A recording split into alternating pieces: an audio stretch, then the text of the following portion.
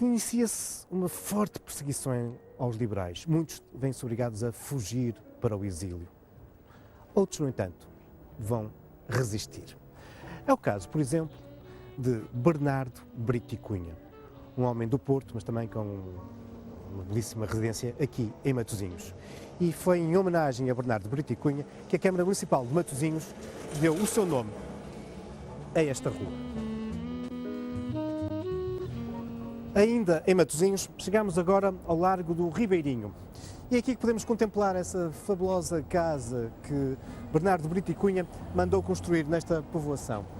Uma casa que, em junho de 1828, iria servir de palco a mais um desses conflitos entre os liberais e os absolutistas no nosso país. Foi com efeito no interior desta casa, disponibilizada por Bernardo Brito e Cunha, que se iria congeminar uma revolta dos liberais, tentando, enfim, derrubar o regime absolutista que havia sido restaurado por Dom Miguel.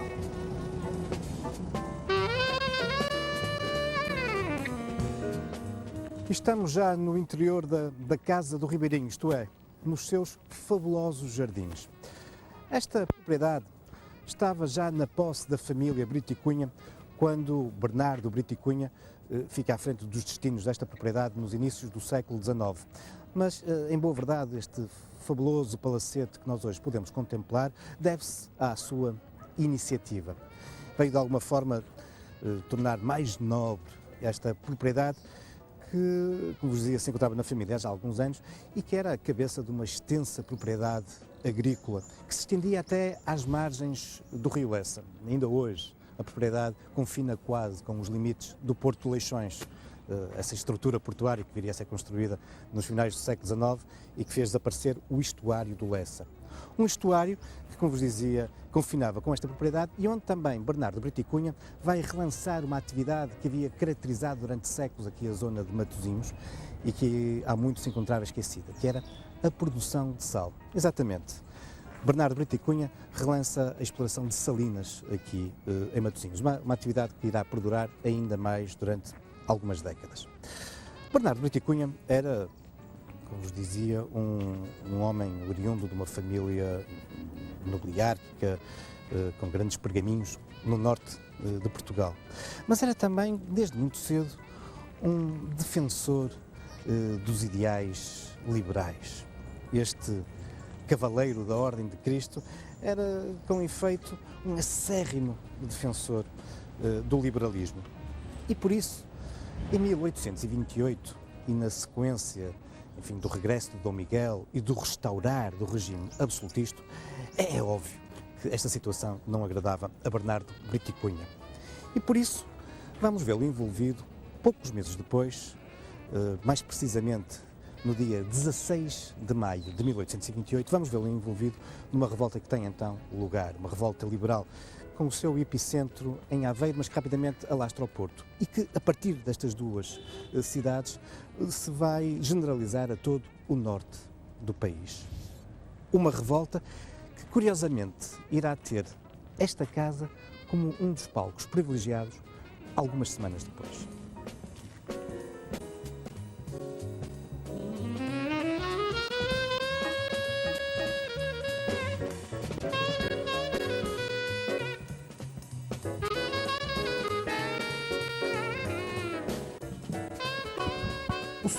O impacto da revolta de 16 de maio é tão forte que a notícia de que as coisas estão a correr tão bem chega muito rapidamente à Inglaterra, a Londres, onde se concentra um grande número de exilados liberais. Perante as notícias e o aparente sucesso desta revolta, muitos desses liberais resolvem rapidamente embarcar e dirigirem-se para Portugal, para o Porto, para se juntar ao movimento revolucionário. Para tal vão alugar um vapor, o Belfast. Tratava-se de um velho vapor, tão velho que a viagem acabou por demorar imenso tempo, porque o barco teve algumas avarias durante o trajeto. Mas 1 mês e 10 dias depois de eclodir a revolta no Porto em Aveiro, ou seja, a 26 de junho de 1928, o Belfast chegava perto da cidade do Porto. Lançava âncora ao largo de Matosinhos. E os principais responsáveis liberais, exilados, militares que vinham a bordo do Belfast, dirigem-se aqui para Matosinhos e têm um encontro com os revoltosos que se encontravam já no nosso país, encontro que tem lugar exatamente aqui, nesta casa, a casa de Bernardo Brito e Cunha, a casa do Ribeirinho. Era uma forma de Bernardo Brito e Cunha passar a ter um papel ainda mais preponderante nesta revolta que ficará depois conhecida popularmente como a Belfastada, exatamente resultante do facto do navio onde vinham esses líderes liberais se chamar Belfast. Mas depois de todo este mês e 10 dias com a revolta a correr muito bem, a verdade é que as coisas vão começar a precipitar de uma forma negativa. Desde logo, nesse mesmo dia 26 de junho, pela primeira vez, os liberais são travados na sua avançada em direção ao sul, nas margens do Mondego. As tropas fiéis a Dom Miguel estavam a iniciar o contra-ataque e muito rapidamente vão começar a avançar em direção ao norte. Por outro lado, entre os revoltosos liberais, e nomeadamente aqueles que tinham vindo de Inglaterra, vão-se notar duas claras fações que de resto irão caracterizar durante os anos seguintes o movimento liberal. Por um lado, uma fação mais moderada, de alguma forma esfiada por Palmela, e do outro lado, uma fação mais radical, protagonizada por Saldanha. Estas duas fações não se entendem e acabam por contribuir para o insucesso militar desta revolta, 16 de maio. De tal forma que os dias vão passando e a debandada entre os liberais é cada vez mais acentuada. Apenas uma semana depois do Belfast ancorar aqui ao largo de Matosinhos, uma semana depois do encontro que houve nesta casa entre os líderes liberais, bom, a verdade é que as tropas de Dom Miguel se encontravam já muito próximas do Porto e muitos dos principais líderes liberais iam fugir.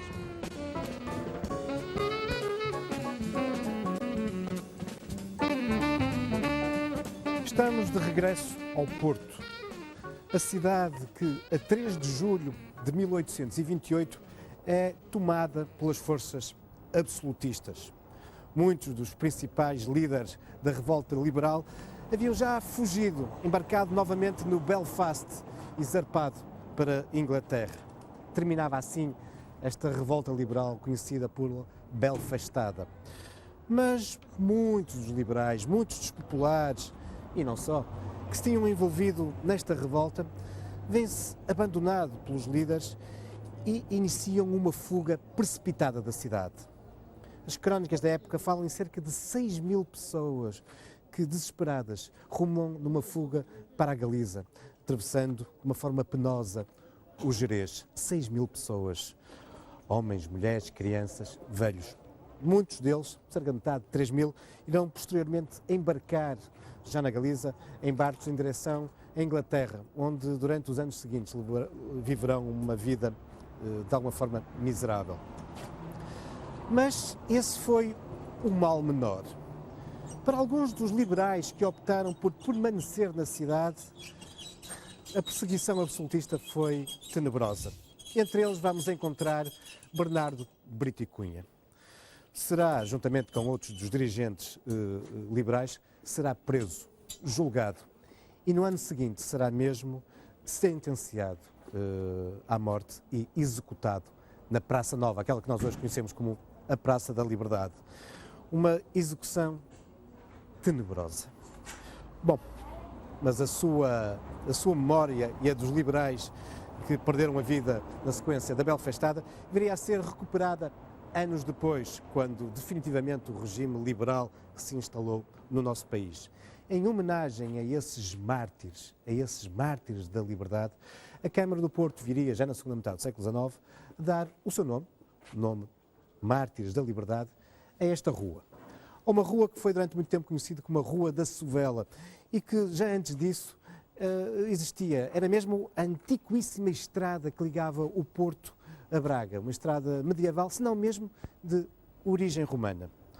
A Rua dos Mártires da Liberdade, hoje uma rua tão conhecida da cidade e que está associada a uma série de outros elementos históricos e patrimoniais interessantes, como por exemplo a Fonte das Oliveiras, que durante muito tempo foi um dos principais locais de abastecimento de água a esta região da cidade. É também aqui na Rua dos Mártires da Liberdade que veremos surgir o edifício onde se instalou a revista Águia e o famoso movimento da Nova Renascença. Uma homenagem a Bernardo Brito e Cunha e aos outros mártires que se bateram na Belfastada pela defesa da causa da liberdade e do liberalismo. Mas a Rua dos Mártires da Liberdade não é a única homenagem que a cidade prestou a estes mártires.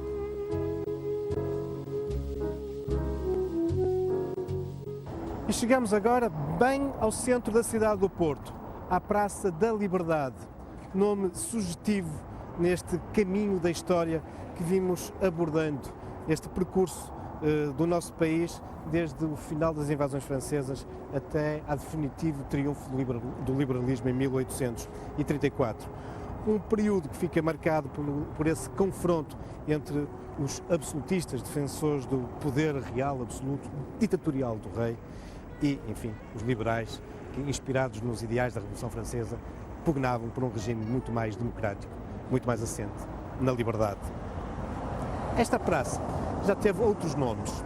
Em 1839 era a Praça Nova e foi aqui que foram sentenciados, executados à morte, os liberais implicados na revolta da Belfastada que tinham permanecido no nosso país. Um suplício tremendo. Foram enforcados e depois decapitados e as suas cabeças colocadas em postes, espetados em madeira em frente às suas casas ou em locais que de alguma forma estavam ligados à revolta da Belfastada, nomeadamente na praia de Matosinhos, onde se tinha dado o desembarque dos implicados que tinham vindo do navio Belfast. O seu nome, o nome desses liberais que foram executados nesta praça, é recordado neste monumento. São militares, juízes, desembargadores, estudantes, um fiscal dos tabacos e entre eles encontramos também o nome de Bernardo Brito e Cunha, o homem que tinha cedido a sua casa em Matosinhos para o planear do golpe da Belfastada. Contam as crónicas que a execução dos mártires da liberdade foi assistida por uma enorme multidão, um verdadeiro espetáculo. Das janelas daquele que era o convento dos Loios, conta-se que muitos dos frades, acompanhados por senhoras da alta sociedade, assistiram ao espetáculo enquanto bebiam vinho do Porto e comiam pão de ló, dando vivas ao regime absolutista. Mas terá marcado o fim, o aniquilar da revolta dos liberais na Belfastada, o fim da tentativa por parte dos liberais de devolverem ao nosso país o regime por que pugnavam? Muitos, como vimos, fugiram para a Inglaterra. E é a partir de Inglaterra que vão novamente congeminar um novo plano. Mas, entretanto, no Brasil, Dom Pedro IV preparava-se também para vir em auxílio dos liberais. Pela segunda vez na vida, abdicava de uma coroa, desta feita da coroa brasileira.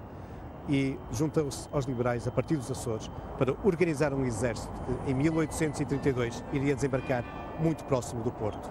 Mas isso são já outros factos, outras lendas, outros caminhos da história.